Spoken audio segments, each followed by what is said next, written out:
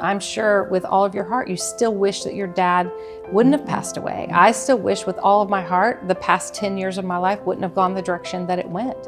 And yet, I do know that God is trustworthy. And in the physical realm of all the pain that we see, that is absolutely true. We are experiencing real pain. But at the same time, with God, there's always a meanwhile. Meanwhile, this is all true, and what God is working out for good is also true, and those two are operating at the same time. I want you to imagine that you are sitting down, not opposite me, you're sitting down opposite your 21-year-old self. What would you say to her? Oh, that's such a good question. I would say that there's going to be a lot of life that happens, and you're going to have a choice to either look at the circumstances and try to determine from the lens of those circumstances if God is faithful, or you can keep your eyes on the Lord and remember God is good even when he doesn't feel good. God is good to you, and God is good at being God. You don't have to carry the weight of all that you're going to face by yourself. And if you look through that lens, that God is good, God is good to me, and God is good at being God, then your circumstances will be kept in perspective so much better. I love that. God is good at being God. Yeah.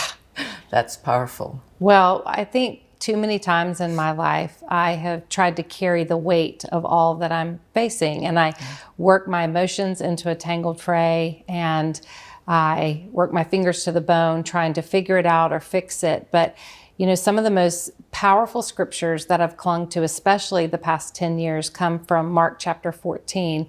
And it's right when Jesus, right before he's about to go to the cross, and his prayer is so almost brutally honest to the Lord, where he says, my soul is overwhelmed with sorrow to the point of death. And when I hear those words, I think about this. Jesus, because he was perfect divinity and full humanity, he was sinless, but he was very much sinned against. So Jesus had access to all the answers. He knew it all. And yet, even having all the answers, his soul still cried out that he was overwhelmed with sorrow to the point of death. And so Jesus had the answers, and it didn't fix his sorrow. So I could spend my whole life seeking out answers to why this happened and, you know, what good is possibly going to come from it ever. I could seek those answers, or I could just simply trust the Lord in that moment and just say, Lord, you are good to me, and you are good at being God. So therefore, I don't have to carry that weight. I don't think I've ever heard anybody express that one particular thing of Jesus had all the answers, but he was still in anguish. That's huge. Well, it was huge for me because I'm a girl that likes to take all the facts and try to figure it out. And I feel like if I can figure it out, then I can get through it. But that's kind of the opposite of faith, you know? Yeah. If it's only dependent on what I can see and what I can do and what I can figure out, then that's not really me stepping into the faith that will really get me through what I'm walking through. I want you to take us back, because I don't think I know that much about your childhood. What was your family like growing up? Well, my mom had me when she was very young. She was only 19 when she got pregnant with me, and she got married at 18, got pregnant with me at 19. And my biological father was shipped off to Korea, and so my mom and I lived in a single wide trailer with plastic furniture, and we still laugh about that to this day. And she was my whole world, and I was her whole world. As a matter of fact, when I was 6 months old, my mom decided, I'm not into these cloth diapers anymore. So she decided to potty train me. And 6 months? 6 months. I have pictures to prove it, because I know that sounds so strange, but she did. And those were those early years, those really formative years. But it was such a blessing to have a mom that loved me and adored me and treasured me and told me every day what a gift I was to her. Because that was not the case with my biological father. He never wanted children, and he made it really clear. And when he came home, he was only home for, just a few short years, and things went really sideways between he and my mom. My mom was about to leave him, and she found out she was pregnant with my sister. So we stayed in kind of a environment that was full of turmoil. And then eventually my mom did leave him and divorce him. And when my dad left my mom, he left us too. And at that point, I was probably 9 or 10 years old. And my mom had to go out and work several jobs just to make ends meet. And so I have this vivid memory of sitting at the kitchen table one morning before she went to work, and she slid this pile of bills over and the checkbook over. And she said, "Lisa, you're going to have to figure this out because I can't." And so You're then 9 or 10? yeah. And so then I had to figure out what bills to pay and what bills to hold and how long we could hold certain things so that our water wouldn't get cut off, and I had to balance the checkbook and all of that. And, you know, I did it. And my mom and I, again, we worked as a team and we got through those years.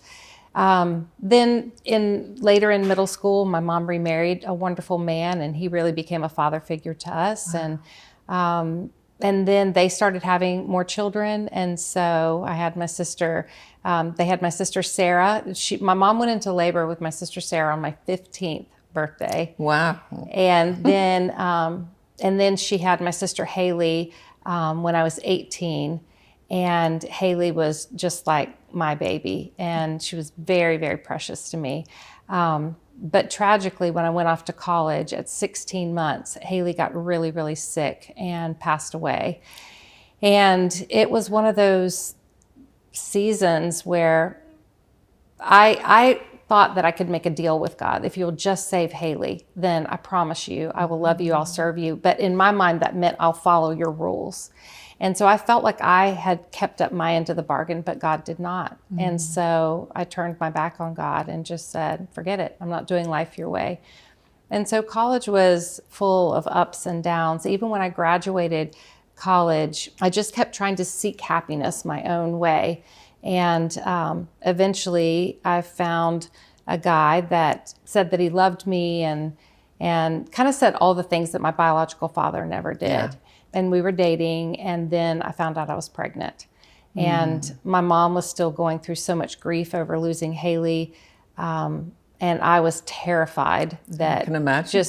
I just felt very alone and terrified. So I made the really tragic choice to have an abortion. And that's really what brought me to my knees. And I'll never forget the emotional pain from that decision sent me into such a spiral. And then one day I really did just cry out to the Lord, and I just said, I don't know what I'm saying yes to, but I need you. And so I say yes to you, Lord. And pretty much my life has been a series of continuing to say yes to God since then. What would you say to someone who's listening and watching and thinking, even if there is a God? I remember it happened with our son, who was 5, and my father-in-law lived with us for a couple of years, and Christian and I were the only 2 home the night that he died. And I saw in the days that passed, Christian went from grief to anger. And I remember asking him about that, and he said, I asked God to save my papa, and he didn't. So it's not that I don't believe there is a God. I think there might be, but I don't like him, and I'm not going to talk to him anymore. What do you say to somebody who feels like, because here's the 2 things. We believe that God is all-powerful, and we believe that God is love. So if you're all powerful, don't let this little one die. If you're just love, then you wouldn't. So that means you're not all powerful. Yeah. What do you say to that? First of all, I would say I understand. And I think your feelings are valid. Of course we would feel that way, right? And then going back to Mark 14, where Jesus is in the garden, right after he prays that his soul was overwhelmed with sorrow to the point of death. Going a little further, he prays this: God, everything is possible for you. Yeah. Take this cup from me. In other words, God, you are capable of anything. So don't let this be my story. Don't let this be the way things go. Take it away from me. And I just think, what a gift Jesus gave us. That again, Jesus knew the plan. And he knew that it was for good. He knew everything on this earth was temporary. He knew that it's eternity that's going to be forever. He knew all of that. And he still said to God, God, everything is possible for you, so change the plan. That's so mind-blowing to me. It is. But just like we see in Hebrews 2, there's two reasons that Jesus came. He came to make atonement for our sin, but he also came to be a merciful and faithful high priest. In other words, he came so that he could feel the weight of humanity, the grit, the grime, and the grief of humanity. And I believe he wants us to really look at what he did next. So he prays, like, take this cup from me, change the plan.